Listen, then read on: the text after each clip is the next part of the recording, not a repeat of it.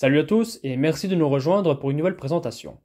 Aujourd'hui, on va parler d'un couteau tactique aux lignes sublimes et qui a le mérite de ne pas avoir un nom à rallonge imprononçable, à contrario de beaucoup de couteaux nordiques. Alors, couteau de vitrine ou outil capable sur le terrain, c'est ce qu'on va voir tout de suite avec le Fox Rio. Tout ceci ne me dit rien qui vaille.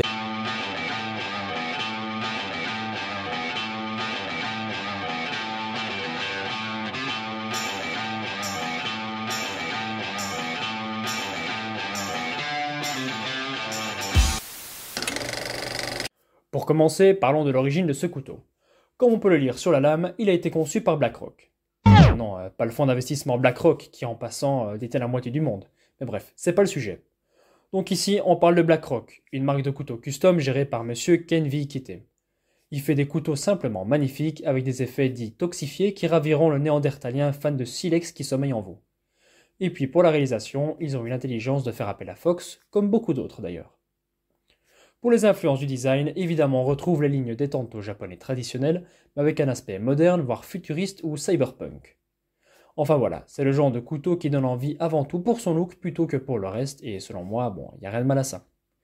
D'ailleurs, si ça vous tente et que vous avez du pognon en trop, il existe des versions en édition limitée qui sont juste sublimes. Tout le monde s'en fout. Bon, j'avais presque oublié, mais voilà. Petite info pour briller en soirée mondaine, Ryu veut dire dragon en japonais. Et depuis quand vous êtes expert en dragon, vous? Allez, il est temps d'arrêter de faire le frotte-manche, place à la fiche technique. Nous avons donc une forme de lame, on va dire, tantôt traditionnelle, une construction plate semelle. L'acier, c'est du Niolox, donc ça s'apparente à une espèce de D2 amélioré. La longueur de lame est de 13,5 cm pour un tranchant de 13,7 si on prend en compte la courbure. L'épaisseur de lame est de 5 mm pour une largeur de 3,2 cm. On a une émouture sabre avec une finition Dark Stonewash. Le manche est en G10 détoxifié, ou toxifié, enfin bref, vous avez compris. La poignée elle est longue de 12,3 cm pour une épaisseur de 1,8. La longueur totale de l'ensemble fait 27,2 cm. Le point d'équilibre est à peu près ici au niveau de l'encoche. Voilà. Et le poids, eh ben je ne l'ai pas noté. Ah bon, je le mettrai au montage. Pour l'étui, rien d'extravagant, 2 feuilles de Kydex et un clip de la marque Dotz. Le seul souci que j'ai eu avec ce couteau, c'était la rétention qui était 1000 fois trop forte lors de la réception. Alors le problème a rapidement été résolu avec un coup de sèche-cheveux, mais comme quoi, ce genre de problème est toujours possible, même avec des bonnes marques comme Fox. À part ça, RAS, à présent la rétention, elle est idéale. Comme on peut l'entendre, il y a un petit peu de jeu. Maintenant, est-ce que ça vous gêne? C'est à vous de le voir. Mais arrêtez, on en a rien à foutre! Le Kydex ne remonte pas trop, pour un dégainé très rapide. Et voilà, le clip, pas grand chose à rajouter, tout le monde connaît, on en trouve sur énormément de modèles, et ça fonctionne parfaitement bien. Pour les usages de ce couteau, pas besoin d'être un génie pour remarquer qu'il a été conçu comme couteau de combat plutôt que comme couteau pour vos activités de plein air. Mais comme nous sommes plus nombreux à faire du camping sauvage que du porte-à-porte armé de fusils, eh bien je vous rassure tout de suite, ce couteau sait quand même se montrer polyvalent. Même si je maintiens qu'il n'y a rien de mal à vouloir se faire plaisir avec un bel objet. Après tout, certains font ça avec des montres, des voitures, des flingues, alors pourquoi pas avec des couteaux. Concernant le Ryu, c'est un peu mon souci. Si vous suivez la chaîne, vous remarquerez que d'habitude, je n'y vais pas de main morte avec mes lames. Mais dans ce cas-ci, je le trouve tellement beau que je trouverais ça dommage et voilà, je n'ai pas envie qu'il ressemble à mon Black Rhino ou d'autres couteaux utilitaires. Et c'est pour cette simple raison que je ne vais pas faire de tests trop violents et désolé par avance pour les déçus. Maintenant, si vous voulez une chaîne qui ne fait que torturer des couteaux, foncez voir la chaîne de Joe X. Je crois que vous y trouverez votre bonheur. Du coup, à quoi peut servir ce couteau? Alors, on le verra dans les tests, mais il saurait se montrer très efficace contre des éléments, et voilà, des éléments hostiles, on va dire, et puis tout à fait correct pour les tâches autour d'un camp en forêt, par exemple. Perso, j'adore l'utiliser à table, en particulier sur une bonne pièce de viande, et je trouve que ça fait un peu partie du respect envers l'animal qu'on mange que de le découper avec autre chose qu'un couteau à beurre en inox chinois. Mais ça, c'est mon avis personnel. Avant de passer au test, profitons-en pour passer rapidement sur les finitions et les détails du design.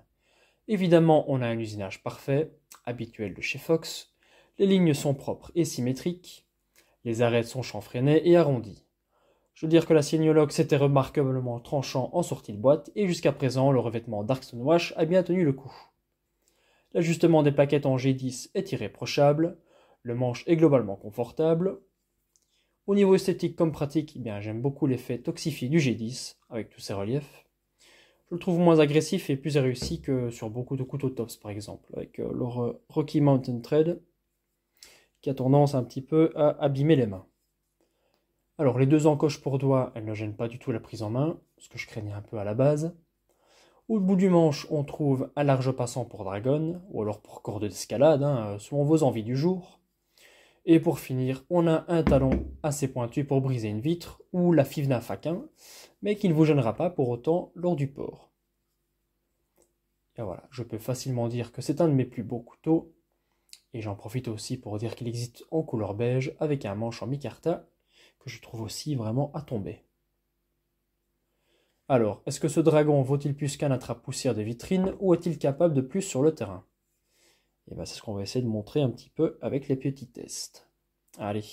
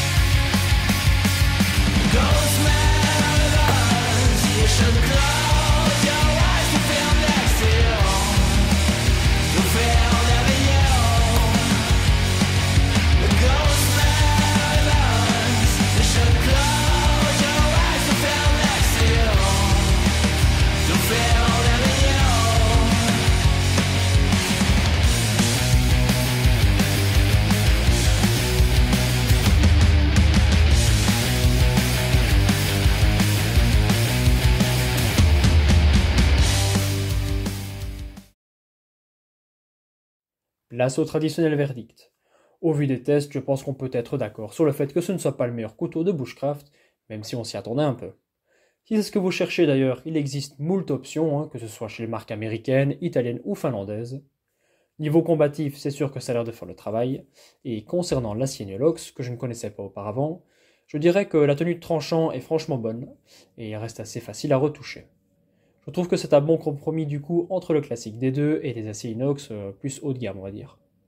Et malgré les contraintes exercées sur la pointe notamment, l'acier n'a pas bronché, on n'a pas eu de déformation, pas de casse, le fil n'a pas roulé, bref, ça a l'air d'être du bon. Même si ce n'est pas un couteau que je porte tous les jours, j'adore le manier et rien que de le voir dans ma boîte à couteaux, ça me donne la banane. Enfin, le sourire, pas la gaule, hein. Bref. Selon moi, c'est un bon couteau et il devrait ravir tous les collectionneurs de belles lames. Ça permet d'avoir un petit bout de Blackrock chez soi sans se ruiner en plus. Et si ce modèle ou ce style vous intéresse, eh bien allez jeter un petit coup d'œil sur vos sites de couteaux préférés. Parce qu'il existe aussi une version, on va dire un peu sable, beige, avec un manche en micarta. Il y a aussi un autre modèle chez Blackrock que produit Fox qui s'appelle le Monkey Thumper. Voilà, pour les intéressés éventuels. Donc on a fait le tour de ce sulfureux dragon. À vous de me dire en commentaire ce que vous en avez pensé. L'espace commentaire, c'est aussi l'endroit idéal pour vous la raconter et nous partager quels sont vos couteaux de collection trop beaux pour être abîmés. On se revoit bientôt pour d'autres présentations de petites comme de grandes lames. Et d'ici là, n'oubliez pas de vous renforcer corps et esprit. Que la paix soit sur vous. Et ciao les gars. Ievan äiti se tyttönsä vahti, vaan kyllähän Ieva se juttutti. Sillä ei meitä silloin kiellot haittaa, kun me tanssimme laidasta laitaan. Salveli hipput, tappu, täppyt, tipput, hiljalleen. Have been spotted in the water here in Blackrock and Salthill both today and yesterday.